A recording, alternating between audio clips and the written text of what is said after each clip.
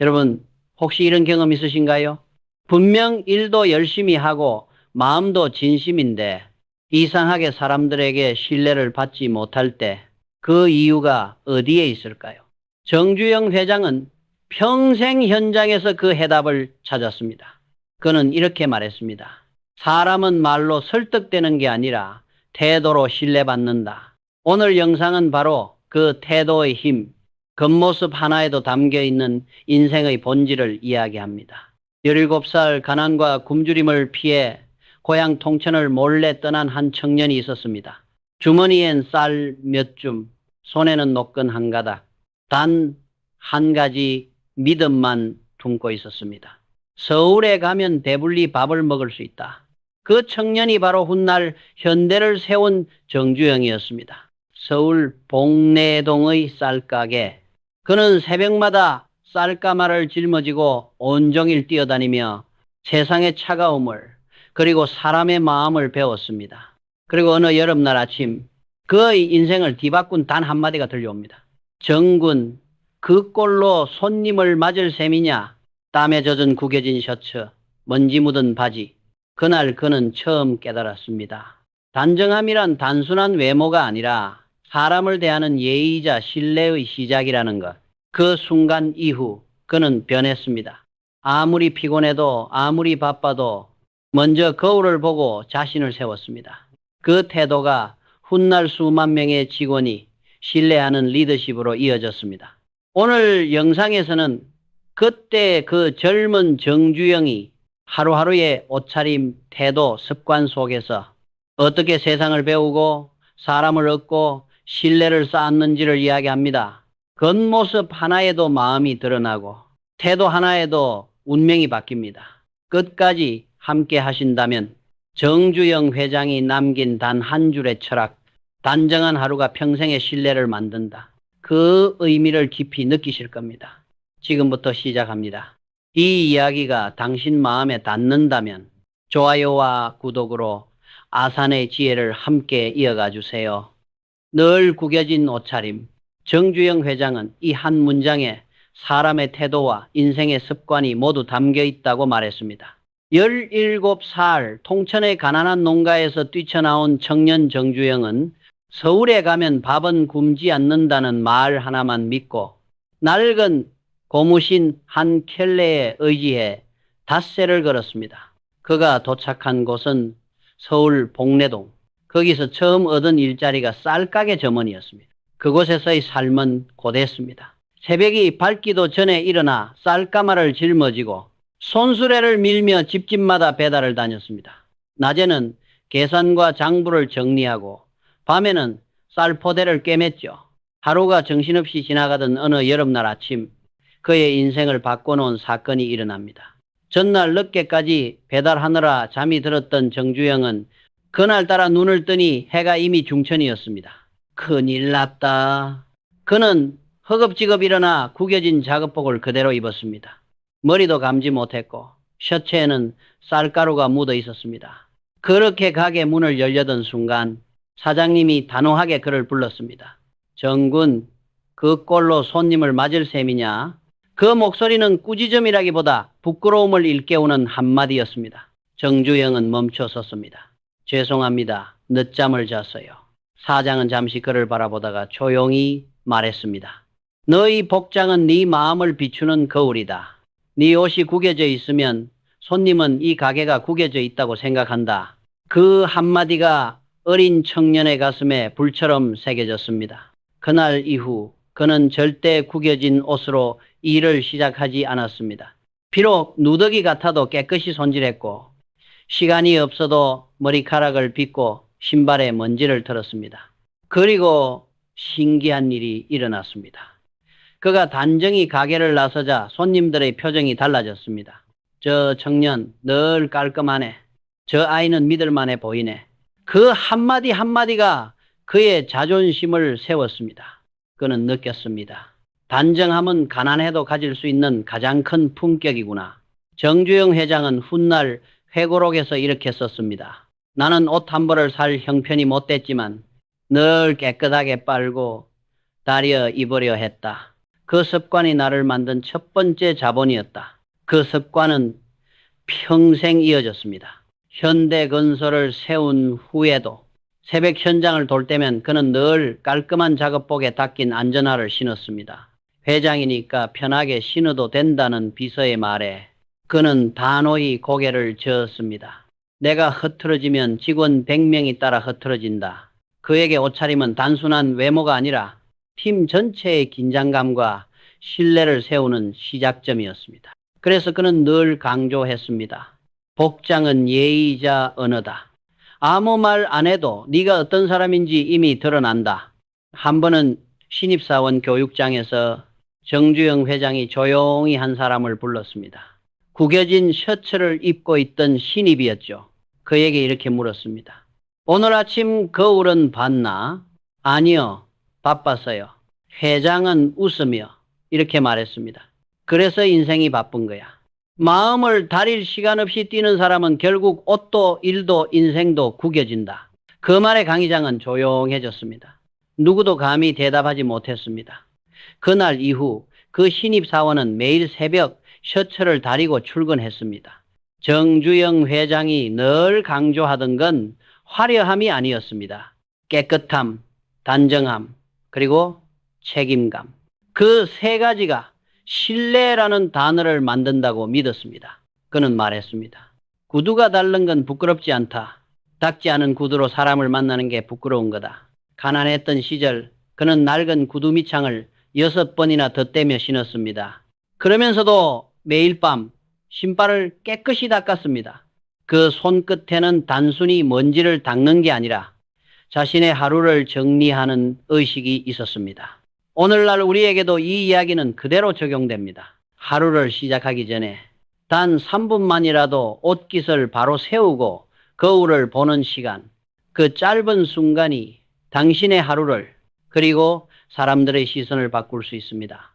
혹시 당신은 오늘 어떤 차림으로 하루를 시작하셨나요? 그 옷에는 자신감이 묻어 있나요? 아니면 피로가 묻어 있나요? 정주영 회장이 평생 강조한단 한 문장, 단정한 하루가 평생의 신뢰를 만든다. 다음 이야기는 유행만 쫓는 사람, 겉만 화려한 세상 속에서 진짜 품격을 잃지 않는 법에 대한 이야기입니다. 그가 한 젊은 직원에게 던졌던 단 한마디가 그녀의 인생을 완전히 바꾸어 놓았습니다. 유행만 쫓는 사람. 정주영 회장은 이런 사람을 보면 늘 안타깝다고 했습니다. 겉모습은 화려하지만 마음속에는 늘 불안이 자리하고 있기 때문이었죠. 1970년대 현대건설이 급성장하던 시절이었습니다. 본사 사무실에는 수백 명의 직원이 근무했는데 그 중에서도 눈에 띄는 한 사람이 있었습니다. 젊은 여성 직원, 이름은 김지연이었습니다. 그녀는 언제나 최신 유행의 옷을 입고 잡지에서 갓 나온 헤어스타일을 따라 했습니다. 매일 새로운 옷, 매달 새로운 가방, 그녀의 책상 위엔 늘 향수와 화장품이 놓여 있었습니다. 주변에서는 그녀를 보며 센스가 좋다, 참 세련됐다는 말을 아끼지 않았습니다. 하지만 정주영 회장은 그런 김지연을 유심히 지켜보고 있었습니다. 그는 늘 사람의 옷보다 그 옷을 입은 태도를 보았기 때문입니다. 어느 날 아침이었습니다.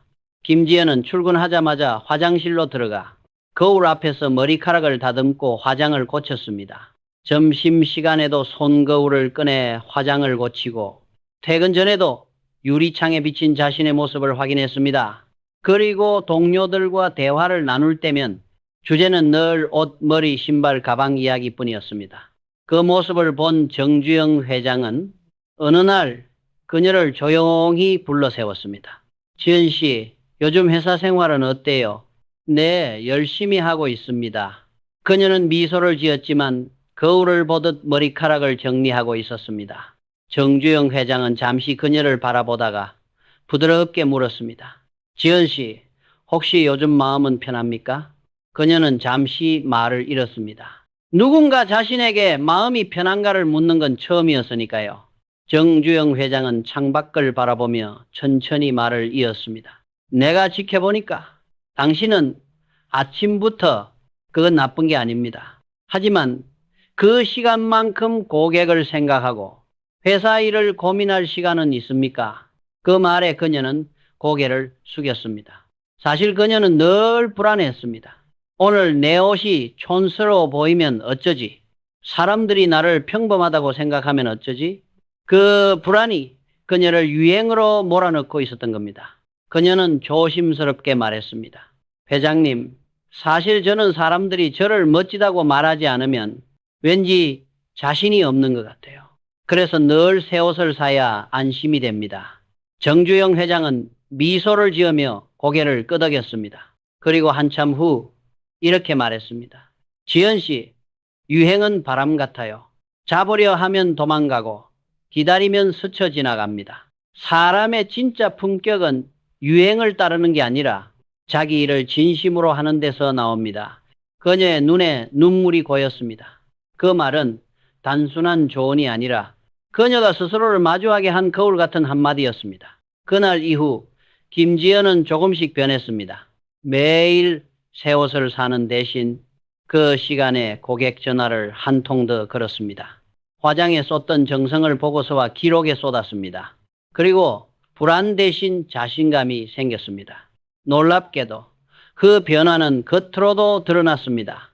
그녀는 예전보다 훨씬 자연스럽고 따뜻한 인상을 주었습니다. 그녀를 보던 동료들은 말했습니다. 요즘 김지연 씨 진짜 예뻐졌어요. 정주영 회장은 그 말을 듣고 조용히 미소 지었습니다.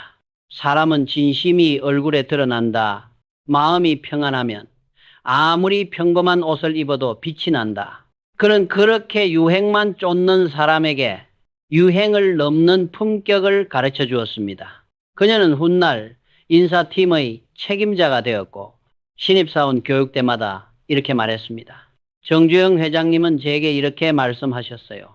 멋은 옷에서 나오지 않는다. 마음에서 나온다. 우리도 마찬가지입니다. 요즘은 SNS를 켜면 남의 멋이 넘쳐납니다. 그 속에서 나도 모르게 비교하고 초조해지죠. 하지만 정주영 회장은 말했습니다. 진짜 멋은 남이 만들어주는 게 아니라 내가 쌓은 신뢰에서 만들어진다. 그는 화려한 양복보다 오래된 작업복과 묻은 흙에서 더 큰 자부심을 느꼈던 사람이었습니다. 왜냐하면 그 옷엔 그의 노력과 땀 그리고 신뢰가 배어 있었기 때문이죠. 혹시 지금 당신도 남의 시선에 끌려 자신을 잃고 있진 않나요? 화려함보다 중요한 건 오늘 하루를 진심으로 살아가는 당신의 마음일지도 모릅니다. 다음 이야기는 머리부터 발끝까지 명품으로 치장한 사람에 관한 이야기입니다. 정주영 회장이 직접 만난 한 사업가, 그의 시계보다 반짝였던 건 오히려 자신감의 부재였습니다. 머리부터 발끝까지 명품으로 치장한 사람. 정주영 회장은 이런 사람을 볼 때면 늘 조용히 웃었습니다. 겉은 빛나지만 속은 텅 비어 있는 사람. 그 화려함이 오히려 불안의 증거로 보였기 때문이죠. 1970년대 중반 현대건설이 해외 프로젝트를 막 수주하던 시기였습니다. 그날은 해외 투자자와 중요한 미팅이 있는 날이었습니다. 회의실에는 정주영 회장과 임원들 그리고 거래처 대표인 박 사장이 자리했습니다. 박 사장은 문을 열고 들어서는 순간부터 모두의 시선을 사로잡았습니다. 은은하게 빛나는 이탈리아 수트, 금색 시계, 반짝이는 구두, 심지어 넥타이 핀까지 유명 브랜드 로고가 새겨져 있었습니다. 회장님, 이 시계 보신 적 있으십니까? 스위스에서 직접 구해왔습니다. 무려 100만 원짜리입니다. 정말 정교하죠? 박 사장은 자랑스러운 표정으로 손목을 들어 보였습니다. 그리고는 이어서 말했습니다. 이 수트도 이탈리아 장인 맞춤입니다. 1,000만 원이 넘죠. 요즘은 이런 게 사람의 품격을 말해줍니다. 그는 마치 자신이 입은 옷의 가격이 자신의 가치라고 믿는 듯 했습니다. 하지만 정주영 회장은 묵묵히 들을 뿐 단 한마디도 하지 않았습니다. 대화가 오가는 동안에도 박 사장은 계속 시계와 구두, 가방 이야기를 늘어놓았습니다. 회의의 본질보다 자신의 화려함을 증명하는 데 집중하고 있었던 것이죠. 회의가 끝나고 정주영 회장은 그를 조용히 불렀습니다. 박 사장, 오늘 미팅은 잘 마무리됐습니다. 그런데 한 가지 궁금한 게 있습니다. 박 사장은 의기양양하게 대답했습니다. 네, 회장님. 무엇이든 말씀하십시오. 정주영 회장은 잠시 그를 바라보다가 천천히 물었습니다. 그 시계는 참 훌륭합니다. 그런데 그 시계를 차고 있을 만큼의 신뢰를 고객에게도 쌓고 계십니까? 그 한마디에 박 사장의 얼굴이 굳었습니다. 정주영 회장은 말했습니다. 나는 수십 년간 많은 사람을 만났습니다. 진짜 자신감 있는 사람일수록 옷이나 시계 자랑을 하지 않아요. 그들의 품격은 물건이 아니라 말투와 행동에서 드러나지요. 그의 목소리는 부드러웠지만 그 안엔 묵직한 진심이 담겨 있었습니다. 물건은 도구일 뿐입니다. 그걸 사용하는 사람의 마음이 진짜 가치를 결정하죠. 박 사장은 아무 말도 하지 못했습니다. 그는 늘 사람들 앞에서 잘 보이려 애썼지만 정작 자신 안의 불안은 가려지지 않았다는 걸 깨달았습니다. 며칠 뒤 박 사장은 정주영 회장에게 다시 찾아왔습니다. 평소와 달리 소박한 옷차림이었습니다. 그는 수줍게 웃으며 말했습니다. 회장님 말씀을 곰곰이 생각해 봤습니다. 진짜 품격은 옷이 아니라 마음에서 나온다는 걸 알았습니다. 정주영 회장은 미소를 지으며 고개를 끄덕였습니다. 그래요. 진짜 멋은 조용합니다. 옷으로 보이는 게 아니라 그 사람의 태도와 진심으로 느껴지는 겁니다. 그 후로 박 사장은 변했습니다. 회의 자리에서도 자신을 자랑하기보다 늘 상대의 이야기를 먼저 들었습니다. 명품 대신 신뢰를, 화려함 대신 진심을 쌓는 법을 배운 것이죠. 정주영 회장은 늘 이렇게 말했습니다. 돈으로 살 수 있는 건 유행이지만 태도로 얻는 건 신뢰다. 그는 가난했던 시절에도 단 한 번도 자신을 치장하려 하지 않았습니다. 항상 말했습니다. 나는 새 구두보다 다른 구두가 더 편하다. 달았다는 건 그만큼 현장을 걸었다는 증거니까. 그에게 명품이란 브랜드가 아니라 성실함의 누적이었습니다.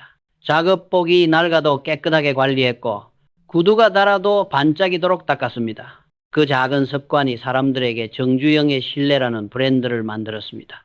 지금 이 순간에도 많은 사람들이 겉으로 보이는 화려함에 자신을 맞추며 살아갑니다. 하지만 진짜 품격은 그렇게 만들어지지 않습니다. 그는 말했습니다. 세상은 당신이 입은 옷보다 당신이 보여주는 진심을 오래 기억한다. 혹시 지금의 당신은 무엇으로 자신을 증명하고 있나요? 비싼 물건인가요? 아니면 묵묵한 신뢰인가요? 다음 이야기는 때와 장소를 모르는 복장에 대한 이야기입니다. 정주영 회장이 직접 겪었던 한 회의의 사건. 단 한 벌의 옷차림이 어떻게 신뢰를 무너뜨렸는지 그 생생한 이야기를 전해드리겠습니다. 때와 장소를 모르는 복장. 정주영 회장은 이런 사람을 보면 늘 안타깝게 여겼습니다. 능력은 충분한데 단 한 벌의 옷차림 때문에 신뢰를 잃는 사람들이 있었기 때문이죠.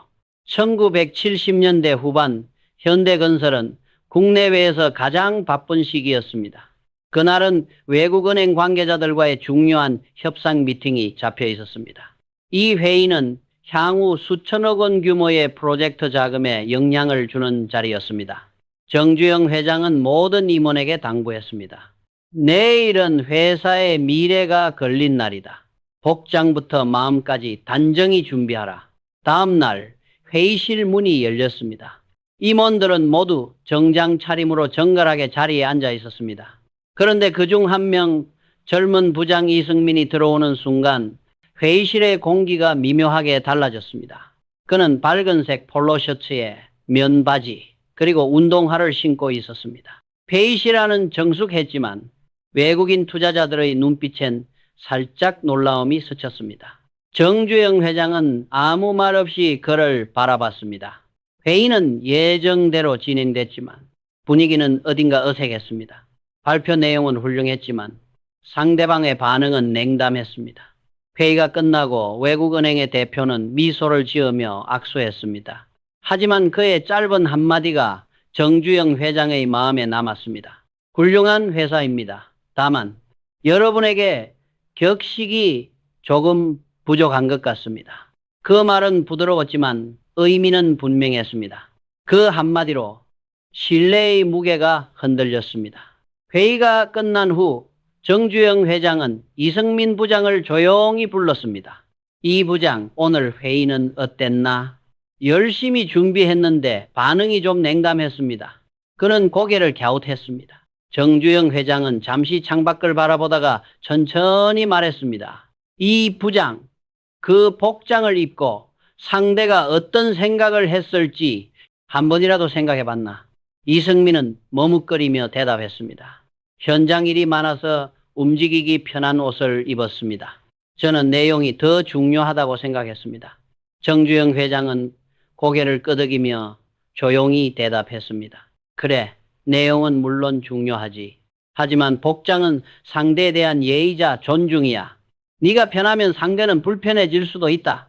그는 말을 멈추고 잠시 이승민의 눈을 바라보았습니다. 옷은 단순한 천조각이 아니다. 나는 당신을 진지하게 대하고 있습니다. 라는 무언의 약속이 담긴 언어다. 그 말에 이승민은 아무 말도 하지 못했습니다. 그제야 자신이 얼마나 중요한 자리에 가벼운 마음으로 들어왔는지 깨달았습니다. 며칠 뒤 다시 열린 후속 미팅 자리. 이번엔 이승민 부장이 가장 먼저 도착했습니다. 단정한 정장 차림에 구두를 반짝이도록 닦고 프레젠테이션 자료를 꼼꼼히 정리했습니다. 회의가 끝난 후 외국은행 담당자는 미소를 지으며 이렇게 말했습니다. 오늘은 훨씬 인상적이었습니다. 여러분의 진심이 전해졌습니다. 정주영 회장은 회의가 끝난 뒤 조용히 웃으며 말했습니다. 봐라, 옷이 사람을 바꾸는 게 아니라 옷이 마음을 바로 세워주는 거야. 그날 이후 그는 신입사원 교육 때마다 이 이야기를 들려주었습니다. 복장은 단순히 꾸미는 게 아니다. 상대방의 시간과 마음을 존중하는 신호다. 그는 늘 말했습니다. 때와 장소를 구분할 줄 아는 사람은 이미 일의 반을 이룬 사람이다. 실제로 정주영 회장은 현장에서는 누구보다도 자유롭고 실용적인 복장을 했습니다. 하지만 공식 자리에서는 항상 단정한 정장과 깔끔한 구두를 신었습니다. 그 이유를 묻는 기자에게 그는 이렇게 대답했습니다. 현장은 흙이 묻는 곳이고 회의장은 신뢰를 쌓는 곳이다. 같은 옷으로 두 곳을 오가는 건 무례다. 그에게 옷차림은 단순한 스타일이 아니라 상황에 맞게 사람을 대하는 태도였습니다. 그는 믿었습니다.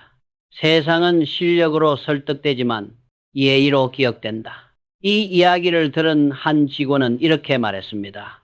그날 이후로 회장님 말이 머릿속에 밝혔습니다. 회의 전엔 꼭 거울을 보고 마음까지 단정히 합니다. 지금의 우리에게도 같은 말이 통합니다. 직장에서, 미팅 자리에서, 혹은 일상 속에서 복장은 결국 나의 태도를 보여주는 언어입니다. 단정한 옷차림 하나로 신뢰가 쌓이고 그 신뢰가 인생을 바꿀 수도 있습니다. 다음 이야기는 비싼 옷을 입었는데 전혀 어울리지 않는 사람에 관한 이야기입니다. 정주영 회장이 직접 마주했던 한 영업사원의 행동. 그의 옷값보다 더 눈에 띄었던 것은 품격의 결핍이었습니다. 비싼 옷을 입었는데 전혀 어울리지 않는 사람. 정주영 회장은 이런 사람을 보면 늘 안타깝게 말했습니다.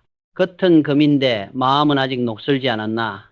그는 수많은 사람을 만나면서 품격이 없는 부가 얼마나 위험한지를 똑똑히 보았습니다. 1980년대 초 한창 해외 사업이 확장되던 시절이었습니다. 그날은 한 영업부장이 새 프로젝트 보고를 하러 본사로 올라왔습니다. 그의 이름은 박태수. 언제나 자신감 넘치고 말솜씨도 좋은 직원으로 유명했습니다. 하지만 그날의 그는 달랐습니다. 문을 열고 들어온 순간부터 시선이 쏠렸습니다.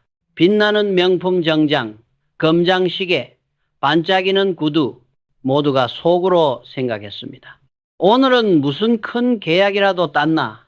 그는 의자에 털썩 앉으며 말했습니다. 회장님, 이번 거래 성사됐습니다. 이 수트요, 그 기념으로 맞춘 겁니다. 이탈리아에서 직접 입가엔 자신감이 넘쳤습니다. 하지만 그 순간 정주영 회장의 눈빛이 잠시 흔들렸습니다. 그는 조용히 물었습니다.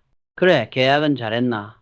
네, 완벽했습니다. 좋다. 그런데 정주영 회장은 박 부장의 손목을 가리키며 물었습니다. 그 시계는 얼마인가? 스위스산입니다. 100만 원이 넘죠. 그래, 멋지구나. 그리고는 잠시 말을 멈춘 뒤 낮은 목소리로 덧붙였습니다. 그런데 그 시계만큼 당신의 말에는 신뢰가 있나? 회의실의 공기가 순간 멎었습니다. 정주영 회장은 서류를 덮으며 말했습니다. 비싼 옷, 비싼 시계, 나쁠 건 없지. 하지만 그것들이 사람을 대신할 순 없다. 옷이 품격을 만드는 게 아니라 사람이 옷의 품격을 결정짓는다. 박태수 부장은 말문이 막혔습니다. 자신이 자랑하던 그 옷이 순간 부끄럽게 느껴졌습니다. 그날 이후 그는 달라졌습니다. 화려함보다 실력을, 자랑보다 신뢰를 쌓기 시작했습니다. 고객 미팅 자리에서도 말수가 줄었고 대신 눈빛은 진지해졌습니다. 몇 달 뒤 정주영 회장은 그를 다시 불렀습니다. 요즘 얼굴이 달라졌네. 예, 회장님. 지난번 말씀이 마음에 남았습니다. 정주영 회장은 고개를 끄덕이며 웃었습니다. 좋아. 옷은 하루면 살 수 있지만 어울리는 품격은 평생을 살아야 얻는 거다. 그는 직원들에게 자주 말했습니다. 비싼 옷을 입어도 불편하면 그건 네가 오세지는 거다. 반대로 값싼 옷이라도 편하다면 그건 네가 삶을 이긴 거야. 가난했던 시절에도 그는 옷을 허투루 입지 않았습니다. 기름에 찌든 작업복이라도 항상 세탁했고 구두는 달아도 반짝이도록 닦았습니다. 그가 입은 옷에는 언제나 책임의 냄새가 배어 있었습니다. 정주영 회장은 말했습니다. 품격은 비싼 데서 오는 게 아니다. 깨끗한 마음, 정직한 태도, 그게 진짜 멋이다. 요즘 세상은 브랜드로 자신을 보여주려 합니다. 하지만 정주영 회장은 말했죠. 세상은 네 옷값이 아니라 네 태도를 기억한다. 혹시 당신도 오늘 남에게 잘 보이기 위해 너무 많은 걸 걸치고 있지 않나요? 그가 남긴 한마디를 기억해 보세요. 비싼 옷보다 더 빛나는 건 단정한 마음이다. 눈에 띄지 않지만 세세한 부분이 아름다운 사람. 정주영 회장은 이런 사람을 보면 꼭 직접 이름을 불러 칭찬했습니다. 왜냐하면 보이지 않는 것을 신경 쓰는 사람이야말로 진짜 일을 아는 사람이라고 믿었기 때문이죠. 1970년대 후반 울산 조선소가 한창 바쁘던 시절이었습니다. 새벽부터 밤늦게까지 용접 소리와 철판 부딪히는 소리가 멈추지 않던 그 현장. 정주영 회장은 어느 날 예고 없이 조선소를 찾았습니다. 그는 늘 말했죠. 현장은 보고서보다 정직하다.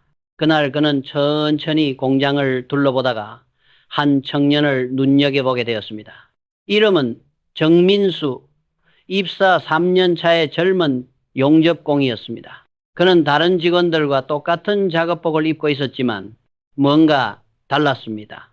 그의 작업복은 낡았지만 깨끗했고 구두 대신 안전화를 신었지만 반짝이도록 닦여 있었습니다. 작업대 주위는 언제나 정돈돼 있었고 도구 하나, 볼트 하나도 흐트러짐이 없었습니다. 심지어 쓰레기통까지 말끔히 비워져 있었습니다. 정주영 회장은 잠시 멈춰 그를 지켜봤습니다. 정민수는 아무도 보는 사람이 없어도 작업을 마치면 반드시 주변을 정리했습니다. 바닥에 떨어진 쇠 조각을 줍고 기계에 묻은 기름을 닦았습니다. 누가 시켜서가 아니라 그게 자기 일의 일부라고 믿었기 때문이었죠. 정주영 회장은 다가가 조용히 물었습니다. 민수 씨, 일 끝나면 늘 이렇게 정리하나? 그는 쑥스러운 듯 웃으며 대답했습니다. 네, 회장님. 깨끗해야 다음 사람이 편하니까요. 기계도 깔끔해야 오래 쓰거든요. 정주영 회장은 미소를 지으며 말했습니다. 그 마음이 바로 장인의 시작이야. 그날 저녁 회장은 임원회의에서 이 일을 이야기했습니다. 나는 오늘 현장에서 진짜 리더를 봤다.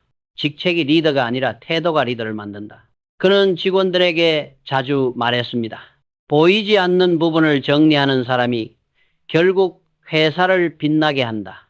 며칠 뒤 정민수의 이름은 공식 게시판에 올라갔습니다. 이달의 우수사원.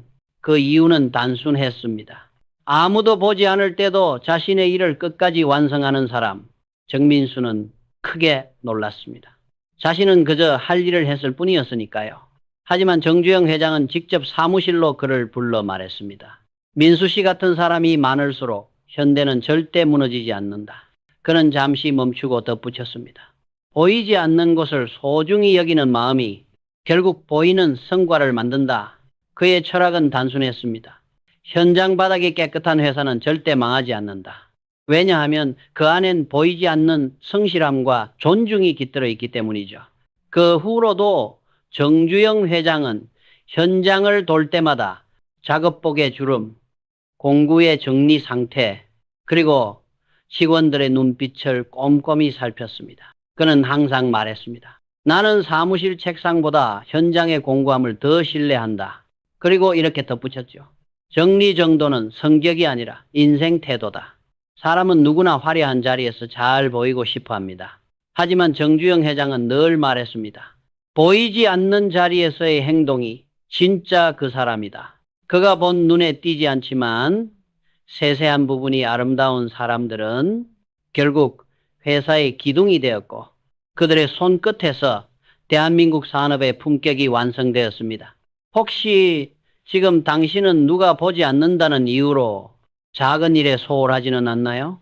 정주영 회장은 말했습니다. 누가 보지 않을 때도 정성을 다하면 세상은 반드시 그걸 알아본다. 다음 이야기는 뒷모습에서 진심이 드러나는 사람에 관한 이야기입니다. 정주영 회장이 직접 경험한 한 면접 장면. 사람의 본성은 들어올 때보다 나갈 때의 뒷모습에서 더 분명히 드러났습니다. 뒷모습에서 진심이 드러나는 사람. 정주영 회장은 늘 말했습니다. 사람의 진짜 인품은 들어올 때보다 나갈 때 드러난다. 1980년대 초 현대그룹은 인재 채용 면접을 직접 진행하곤 했습니다. 그날도 정주영 회장은 수십 명의 지원자를 마주하고 있었습니다. 그중 한 명이 특히 눈에 띄었습니다. 서울대 막 졸업한 청년, 이름은 이지훈. 단정한 정장 차림, 깔끔한 머리, 진지한 표정. 그는 누구보다 열심히 준비해 온 듯 했습니다. 문을 열고 들어올 때 그는 허리를 깊이 숙이며 인사했습니다. 안녕하십니까, 회장님. 면접 기회를 주셔서 감사합니다. 목소리는 떨렸지만 눈빛은 진심이 느껴졌습니다. 정주영 회장은 고개를 끄덕이며 그를 앉혔습니다. 면접이 시작되자 이지훈은 또박또박 대답했습니다. 하지만 긴장 탓인지 자꾸 말을 더듬고 손끝이 떨렸습니다. 저는 어릴 때부터 현대처럼 국민에게 필요한 회사를 만들고 싶었습니다. 말은 어눌했지만 그 안에는 간절함이 있었습니다. 면접이 끝나갈 무렵 그는 자리에서 일어나 감사합니다 하고 정중히 고개를 숙였습니다. 그리고 천천히 문 쪽으로 걸어갔습니다. 정주영 회장은 그때까지 단 한 번도 그의 얼굴을 똑바로 보지 않았습니다. 하지만 문을 향해 걸어가는 그의 뒷모습을 유심히 지켜보았습니다. 이지훈은 문 앞에서 멈춰 섰습니다. 그리고 고개를 돌려 다시 한번 깊이 인사했습니다. 그의 어깨에는 긴장 대신 정직한 여운이 남아 있었습니다. 그는 문을 살짝 닫으며 소리 하나 내지 않았습니다. 정주영 회장은 미소를 지었습니다. 그래, 저 청년은 진짜다. 그는 면접관들에게 말했습니다. 사람은 들어올 땐 꾸밀 수 있지만 나갈 땐 본 모습이 드러난다. 문을 닫는 그 자세가 그 사람의 인생을 말한다. 며칠 뒤 이지훈은 합격했습니다. 그리고 몇 년 후 그는 현장 소장을 맡을 만큼 신뢰받는 인재로 성장했습니다. 하지만 그와는 반대로 다른 한 지원자는 전혀 다른 뒷모습을 남겼습니다. 그는 말솜씨가 뛰어나고 자신감도 넘쳤습니다. 저는 현대에 꼭 필요한 인재입니다. 이 업계의 트렌드는 누구보다 잘 알고 있습니다. 그의 대답은 매끄러웠고 표정에는 확신이 가득했습니다.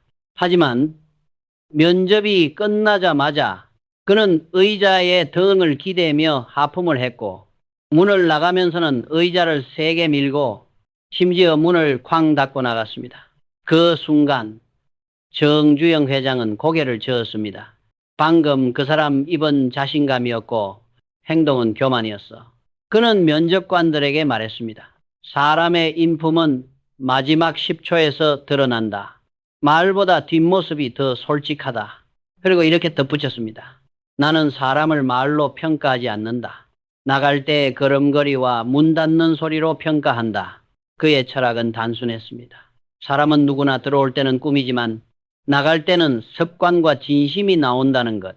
그 후로도 정주영 회장은 면접이 끝나면 꼭 지원자의 뒷모습을 끝까지 바라보았습니다. 문을 조용히 닫는 사람, 고개를 숙이고 나가는 사람, 그리고 웃으며 인사하는 사람. 그 짧은 순간 안에 그들의 인생 태도가 모두 담겨 있었습니다. 그는 훗날 이렇게 회고했습니다. 사람은 평생 수많은 문을 드나든다. 그때마다 그 문을 어떻게 닫는지가 그 사람의 품격이다. 현대 인사 담당자들도 지금까지 그 말을 이어받아 전합니다. 면접은 말로 통과하지만 신뢰는 태도로 남는다. 우리의 인생도 마찬가지입니다. 누군가와의 만남이 끝나고 대화가 끝나고 어떤 관계에서 떠날 때 그 마지막 태도가 그 사람의 전부를 말해줍니다. 정주영 회장은 늘 말했습니다. 사람의 진심은 말이 아니라 떠날 때의 행동에서 드러난다. 혹시 지금 당신의 뒷모습은 어떤가요? 서두르지 않고 조용히, 정중히 그렇게 한번 문을 닫아보세요. 그 작은 동작 하나가 당신의 품격을 말해줄지 모릅니다. 다음은 마지막 이야기입니다. 옷차림은 마음을 비추는 거울이다. 정주영 회장이 평생 강조했던 그 한 문장, 그의 삶과 철학이 모두 담긴 마무리로 이어집니다. 옷차림은 마음을 비추는 거울이다. 이 말은 정주영 회장이 생전에 자주 하던 말입니다. 그는 늘 말했죠. 사람의 옷차림은 그 사람의 생활 습관이요 마음가짐의 반영이다. 한 번은 기자가 물었습니다. 회장님, 왜 늘 같은 양복을 입으십니까? 정주영 회장은 특유의 미소를 지으며 대답했습니다. 같은 옷을 입는 게 아니라 같은 마음으로 일하니까 그래요. 그의 말에는 단순한 검소함 이상의 철학이 담겨 있었습니다. 그에게 옷이란 자기관리의 상징, 그리고 타인에 대한 예의였습니다. 그는 가난했던 시절에도 옷을 허투루 입지 않았습니다. 신발이 닳아도 반짝이게 닦았고 작업복이 해져도 깨끗이 세탁해 입었습니다. 비싼 옷보다 깨끗한 옷이 낫다. 그의 이런 태도는 주변 사람들에게 깊은 인상을 남겼습니다. 정주영 회장은 자주 현장을 돌며 이렇게 말했습니다. 작업복의 주름은 괜찮다. 하지만 마음의 주름은 스스로 펴야 한다. 그는 단정한 복장이 단순히 외형의 문제가 아니라 자기 자신에 대한 약속이라고 믿었습니다. 나는 오늘도 성실히 일하겠다는 마음을 담아 옷을 단정히 입고 출근했던 것이죠. 회장은 또 이런 말을 남겼습니다. 깨끗하게 입는 사람은 삶도 정리되어 있다. 그는 옷차림을 통해 사람의 태도를 읽었습니다. 단정한 사람은 일에서도 꼼꼼했고 무심한 사람은 일에서도 빈틈이 많았습니다. 그에게 옷은 말보다 솔직한 신호였습니다. 그래서 그는 임직원들에게 늘 말했습니다. 옷은 남을 위해 입는 게 아니라 나 자신을 위해 입는 거다. 마음이 흐트러지면 옷도 흐트러진다.